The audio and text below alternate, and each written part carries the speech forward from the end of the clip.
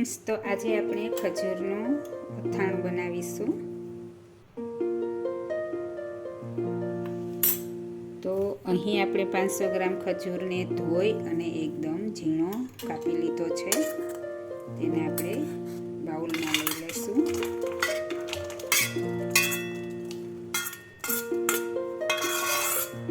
અહીં આપણે થોડોક કડક ખજૂર લીધો છે, આ રીતે. ત્યારબાદ લાલ મરચાંને એકદમ ઝીણા કાપીને લીધા છે, તેને પણ મિક્સ કરી દઈશું. મરચાં પણ આપણે 500 ગ્રામ લીધા છે.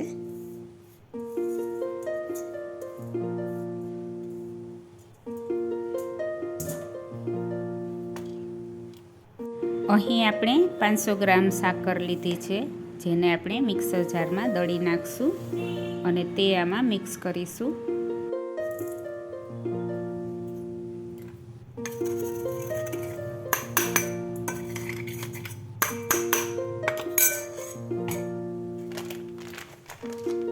હવે અહીં આપણે ખાટી કેરીનો મસાલો લઈ લીધો છે, જે આપણે તેમાં 100 ગ્રામ જેટલો નાખીશું.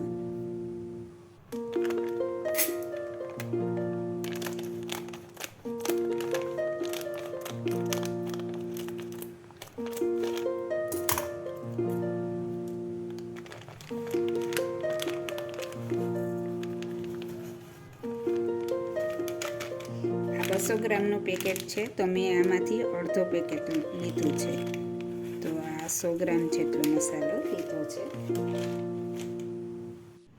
હવે તેમાં 500 ગ્રામ લીંબુનો રસ ઉમેરીશું. અહીં આપણે ખજૂર 500 ગ્રામ લેવાનો છે, મરચાં પણ 500 ગ્રામ લેવાના છે, સાકર પણ 500 ગ્રામ લેવાની છે અને લીંબુ પણ 500 ગ્રામ લેવાના છે. આ અથાણામાં મીઠું બિલકુલ નથી ઉમેરવાનું. ખાટી કેરીના મસાલામાં જે મીઠું હોય છે તેટલું જ આવશે. આ અથાણાને મિક્સ કરી લીધા પછી એક દિવસ આપણે આમ જ બહાર રાખીશું અને તેને થોડી વારે હલાવતા રહીશું, જેથી તે એકદમ સરસ ગળી જાય અને એકદમ રસદાર અથાણું બને. આ અથાણાને તમે ભાખરી, પરોઠા કે થેપલાની સાથે ખાઈ શકો છો. ખૂબ જ ટેસ્ટી લાગે છે. આ અથાણામાં તેલ બિલકુલ નથી આવતું અને મીઠું પણ ખૂબ જ ઓછા પ્રમાણમાં હોય છે, એટલે આમ પણ તે હેલ્ધી છે. તો અહીં આ અથાણું એકદમ સારી રીતે મિક્સ કરી લીધું છે. હવે તેને આપણે થોડી વારે હલાવતા રહીશું, જેથી તે એકદમ સારી રીતે મિક્સ થઈ જાય.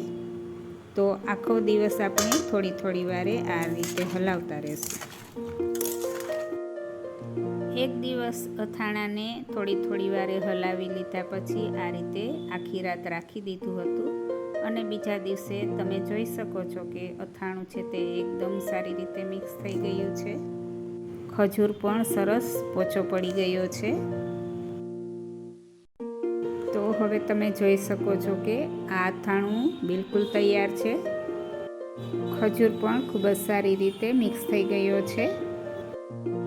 હવે તેને કાચની એરટાઈટ બરણીમાં આપણે ભરી લેશું.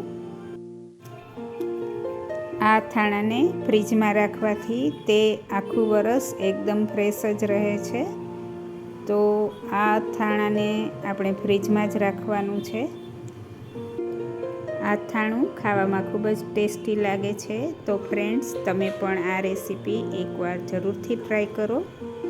રેસીપી સારી લાગે તો લાઈક જરૂરથી આપજો.